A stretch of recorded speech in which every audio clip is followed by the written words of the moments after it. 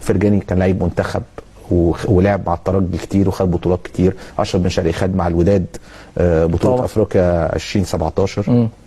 لعيب بيروح الهلال السعودي ويعرف فرنسا ورجع لك. لعيب مميز طبعا. لعيب نفس فلعيبه طارق حامد اول ما بدا كان احتياطي في الزمالك مع مستر فيريرا 2014 2015، ثم بدا يحط خطوات، ابتدى يطور من نفسه، ابتدى لغايه ما وصل انه بقى طارق حامد.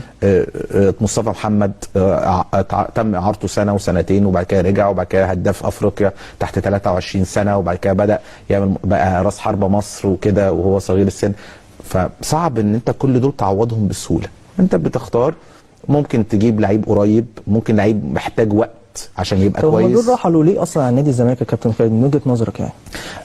طبعا هم كواليتي جامد قوي كده، وكانوا فارقين طبعا مع نادي الزمالك بشكل كبير قوي على المستوى الفني وعلى مستوى البطولات وكلام من ده.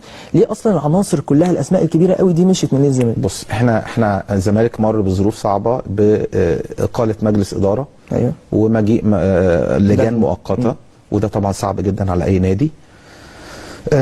ثم كمان الطلبات الماليه بقت مبالغ فيها كبيره جدا، ما حدش يقدر يستوعبها يعني. ما واحد يطلب منك 2 مليون دولار ولا 3 مليون دولار في السنه. الموضوع مش طلب كده. فرجاني كان طالب 2 و3 مليون. بس كان ساعتها كمان الدولار كان 15، ما كانش يعني بنفس المبلغ. دلوقتي احنا ممكن نتخض دلوقتي من الموضوع. لكن عامه المبالغ الماليه بقى مبالغ فيها جدا جدا. وعشان كده يمكن الانديه دلوقتي ابتدت تقلل شويه المطالب الماليه بتاعت اللعيبه، وابتدى لعيبه مهمه جدا تمشي. يعني طارق حامد جاله عرض يعني لا تستطيع ان ترفضه.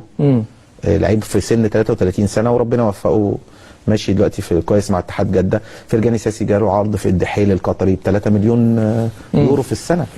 فالموضوع برضو صعب ان انت ترفضه. زيزو جاله عرض قوي جدا جدا في قطر، ومع ذلك قدر نادي الزمالك انه يحافظ عليه. ليه ده ما حصلش معاه؟ يعني كل واحد على حسب دماغه. انت في النهايه فرجاني واشرف بن شرقي دول لعيبه محترفه مش مصريين، وفي لعيب عاطفي، وفي لعيب مثلا يقول لك انا عايز مثلا 60 مليون في السنه مثلا، وفي واحد يقول لك يا عم انا كفايه عندي عليا 20 مليون وحب الناس وبتاع. يعني دي ترجع لكل واحد كل واحد وقرارات. يعني مثلا انا سامع ان محمد الشناوي مثلا جاله عروض جامده جدا ورفض عشان خاطر عايز يفضل في النادي الاهلي. بالظبط. رغم ان محمد الشناوي 34 سنه. فممكن واحد تاني تفكيره يقول لك انا عندي 34 واللي فاضل لي مش زي اللي فات لكن هو فضل ناديه.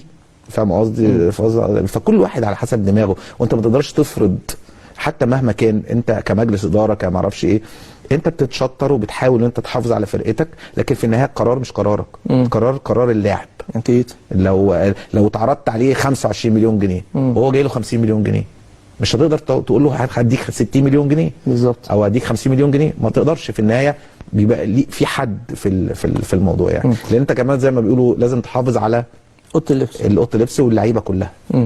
طيب، هل بتشوف ان في اسباب رئيسيه هي اللي لازم تعالج داخل نادي الزمالك عشان الفرقه تفوق وترجع تاني؟ لان بيني وبينك برضو ما هو جماهير نادي الزمالك دلوقتي بتتساءل يا جماعه ايه الوضع؟ احنا وصلنا كده ازاي؟ نادي الزمالك نادي كبير، جماهير كبيره جدا. من اول السنه دي من 2023 بدايه اول السنه الزمالك ما كسبش غير ماتش واحد في 9 تقريبا. صحيح. خلال 9. صحيح. فاكيد في اسباب رئيسيه ادت لكده من وجهه نظر الكابتن خالد غندور برضو. يعني بص، نقطه التحول اللي بتحصل لفرق كده فجأة ما تقدرش تمسكها. يعني في النهاية هي حالات في الكورة بتحصل كده. يعني أنا عايز أقول لك مثلا مع آخر يوم 2022 اللي هو مثلا 31/12 الزمالك كان متصدر الدوري. تمام. يعني والأهلي كان عمال يتعادل مثلا. مع مجيء يناير الزمالك خسر ماتشات كتير. هل في عوامل ادت لكده يا كابتن خالد؟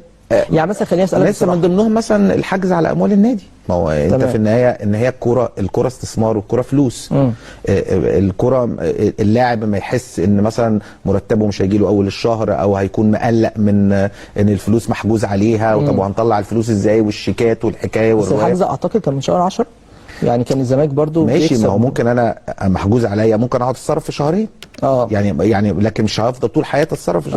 مش هقعد 5 شهور اتصرف. يعني فاهم قصدي؟ ممكن النادي كمجلس اداره يتشطر ويعرف يتصرف شهر، معلش الشهر الثاني. لكن في النهايه حجوزات وفلوس اللي انت لازم تطلع شيكات، الشيكات دي بتترفض، اللي ما اعرفش ايه، اللعيبه لازم تتحولها على البنك. يعني قصص، مش الموضوع مش سهل.